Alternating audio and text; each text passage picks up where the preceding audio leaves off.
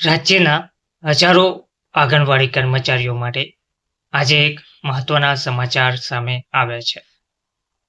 ગુજરાત હાઈકોર્ટના ઐતિહાસિક ચુકાદા બાદ હવે રાજ્ય સરકારે પગાર વધારો કરવા માટેની તૈયારી શરૂ કરી દીધી છે. વર્ષોથી ઓછા માનદ વેતનમાં કામ કરતી આંગણવાડી બહેનો માટે આ સમાચાર આશાનું કિરણ બનીને આવ્યા છે. પરંતુ સૌથી મોટો પ્રશ્ન એ છે, કોના વેતનમાં કેટલો વધારો થશે? આ વધારો ક્યારથી લાગુ પડશે? શું બાકી રકમ એરિયસ મળશે? સરકાર ક્યારે સત્તાવાર જાહેરાત કરશે? આ તમામ પ્રશ્નોના જવાબ સાથે આજે આપણે તમને આપશું રિયાલિટી આધારિત સંપૂર્ણ વિશ્લેષણ. નમસ્કાર મિત્રો, સ્વાગત છે તમારું અમારી યુટ્યુબ ચેનલમાં. આંગણવાડી કર્મચારીઓની જે હકીકત છે તે છે, ગુજરાતમાં આંગણવાડી વ્યવસ્થા ICDS યોજના હેઠળ ચાલે છે. આ યોજનામાં મુખ્યત્વે 3 પ્રકારના કર્મચારીઓ હોય છે: આંગણવાડી વર્કર, આંગણવાડી હેલ્પર, મિની આંગણવાડી સુપરવાઇઝર પરોક્ષ રીતે જોડાયેલા છે. આ કર્મચારીઓ બાળકોનું પોષણ, મહિલાઓની દેખરેખ, રસીકરણ, સરકારની તમામ સામાજિક યોજનાઓની અમલવારી છતાં પણ વર્ષોથી તેમને કર્મચારી નહીં પરંતુ માનદ સેવિકા તરીકે ઓળખવામાં આવ્યા છે. હાઈકોર્ટ સુધી મામલો કેમ પહોંચ્યો? તો આંગણવાડી કર્મચારીઓ વર્ષોથી માંગ કરતા આવ્યા છે કે અમને કાયમી કર્મચારીનો દરજ્જો આપો, અમને સારો, અમારી જવાબદારી અમે પૂરી કરી શકે તેવો પગાર આપો, અમને સામાજિક સુરક્ષા આપો વગેરે. પરંતુ લાંબા સમય સુધી સરકાર તરફથી કોઈ ઠોસ નિર્ણય આવ્યો નહીં.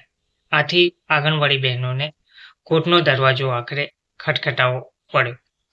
તો ગુજરાત હાઈકોર્ટ દ્વારા ઐતિહાસિક જે ચુકાદો આપવામાં આવ્યો છે તે છે, ગુજરાત હાઈકોર્ટે સ્પષ્ટ શબ્દોમાં કહ્યું, આંગણવાડી કર્મચારીઓને સ્વૈચ્છિક સેવા આપનાર તરીકે નહીં પરંતુ રાજ્ય માટે મહત્વપૂર્ણ કામ કરનાર તરીકે જોવા પડશે. કોર્ટે એ પણ નોંધ્યું કે વર્ષો સુધી ઓછું વેતન આપવું એ શોષણ સમાન છે. આંગણવાડી કર્મચારીઓને લિવિંગ વેજ મળવો જ જોઈએ. રાજ્ય સરકાર પોતાની જવાબદારીથી બચી નહીં શકે.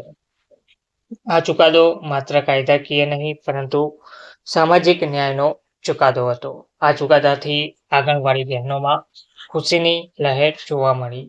પરંતુ હવે પ્રશ્ન એ ઉપસ્થિત હતો કે સરકાર ક્યારે આ ચુકાદાનો અમલ કરે છે. તે માટે સરકારને 6 મહિનાનો સમય પણ આપવામાં આવ્યો હતો. હવે તે પૂર્ણ થઈ ગયા છે. હાઈકોર્ટ મુજબ કેટલો પગાર હોવો જોઈએ? તો હાઈકોર્ટ દ્વારા જે માપદંડ સૂચવવામાં આવ્યો છે તે મુજબ આંગણવાડી વર્કર અંદાજે ₹24,000 થી 25,000 પ્રતિ મહિનો અને આંગણવાડી હેલ્પર અંદાજે 20,000 થી 21,000 પ્રતિ મહિનો હોવા જોઈએ. તો મિત્રો, આ જે આંકડા છે તે ન્યૂનતમ જીવંત વેતન લિવિંગ વેજના આધાર પર છે. અંતિમ આંકડો સરકારની નીતિ અને અમલ પર આધાર રાખશે. હાલ કેટલું વેતન આંગણવાડી બહેનોને મળે છે? તો હાલની સ્થિતિ જોઈએ તો આંગણવાડી વર્કર આશરે 10,000 થી 11,000, આંગણવાડી હેલ્પર આશરે 5500 થી 6,000. અર્થાત વર્કરને લગભગ બમણો વધારો, હેલ્પરને લગભગ 3 ગણો વધારો. આ કારણથી જ આ ચુકાદો ઐતિહાસિક માનવામાં આવી રહ્યો છે. રાજ્ય સરકારની જે તૈયારી છે, અંદરની માહિતી હાલમાં જે મળી રહી છે તે મુજબ જોઈએ તો હાઈકોર્ટના આદેશ બાદ રાજ્ય સરકારે મહિલા અને બાળ વિકાસ વિભાગ સાથે બેઠક યોજી છે. નાણાં વિભાગ પાસેથી ખર્ચનો અંદાજ માંગ્યો છે અને કેબિનેટ નોટ તૈયાર કરવાની પ્રક્રિયા હાલમાં કાર્યરત છે. ટૂંકમાં પ્રક્રિયા શરૂ કરી દીધી છે. સરકાર માટે સૌથી મોટો પડકાર છે લાખો કર્મચારીઓ માટે વધારાનું બજેટ, બાકી રકમ એરિયસ કેવી રીતે ચૂકવવી વગેરે. તેમ છતાં પણ સરકાર ચુકાદાનું પાલન કરવું ફરજિયાત છે, કારણ કે હાઈકોર્ટ દ્વારા આ ચુકાદો આપવામાં આવ્યો છે. પગાર વધારો ક્યારથી મળશે? તો હાઈકોર્ટના અવલોકન મુજબ લાભ ચુકાદાની તારીખથી અથવા 1 એપ્રિલથી ગણવામાં આવી શકે છે. આનો અર્થ એ થયો કે પગાર વધારો લાગુ પડશે, પરંતુ અગાઉના મહિનાઓની બાકી રકમ પણ મળવાની સંભાવના રહેલી છે. પરંતુ અંતિમ તારીખ અંગે સરકારની સત્તાવાર જાહેરાત આવવાની બાકી છે. તો શું તમામ આંગણવાડી કર્મચારીઓને લાભ મળશે? તો જી હા, તમામ આંગણવાડી કર્મચારીઓને આ પગાર વધારાનો લાભ મળશે, જેમાં શહેરી વિસ્તારના હોય, ગ્રામ્ય વિસ્તારના હોય, આદિવાસી વિસ્તાર હોય, મિની આંગણવાડીઓ હોય, બધા કર્મચારીઓ આ ચુકાદાના દાયરામાં આવે છે. કોઈને અલગથી અરજી કરવાની જરૂર નથી. ચુકાદો સર્વ સામાન્ય છે. સંઘો અને યુનિયનોની જે પ્રતિક્રિયા છે તે શું રહી છે? તો આંગણવાડી કર્મચારીઓના સંગઠનોએ કહ્યું છે, આ ચુકાદો અમારી વર્ષોની લડતનું પરિણામ છે, પરંતુ તેમણે એ પણ ચેતવણી આપી છે કે જો સરકાર વિલંબ કરશે તો ફરી કોર્ટનો માર્ગ અપનાવવામાં આવશે. રાજ્યવ્યાપી આંદોલન પણ ફરી થઈ શકે છે. સરકાર સામે હવે શું પડકારો છે? તો સરકાર સામે મુખ્ય પડકાર વધારાનો હજારો કરોડનો ખર્ચ, અન્ય રાજ્ય કર્મચારીઓની સમાન માંગ, રાજકીય અને આર્થિક સંતુલન, પરંતુ હાઈકોર્ટના આદેશ સામે વિકલ્પ બહુ ઓછા છે. તો આંગણવાડી બહેનો માટે આ સમય ઇતિહાસ બદલવાનો સમય છે. વર્ષોથી અવગણાયેલી મહિલાઓને હવે માન, ઓળખ, યોગ્ય વેતન મળશે અને યોગ્ય વેતન મળવાની દિશામાં આ પહેલું પગલું પડ્યું છે. હવે નજર છે માત્ર એક બાબત પર, તે છે રાજ્ય સરકાર ક્યારે અને કેવી રીતે અમલ કરે છે.